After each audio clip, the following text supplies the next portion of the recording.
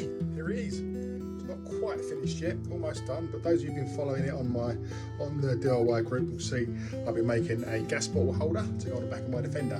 Now, it's actually worked out better than I thought it would. The welding is atrocious. Take a look, you can see up close, it's really, really bad, but then I can't weld. But that's not a problem. Also, another problem I found with the excess heat, with me attempting to weld, there's been a slight bow in it. So you can see these two uprights here, where the rubber straps will go. Rubber straps, one at the top, one at the bottom. Okay, although they're the same size, they're actually slightly out of sync where it's bowed slightly, but I can live with that. You know, to be fair, considering it's made out of scrap and I can't weld, it's not too bad. I've plugged up the holes at the end with little plastic caps either side. Okay, and this is going to be bolted through the back of the Defender, hanging on the gutter rail, okay, for the bottle to sit on. Not bad.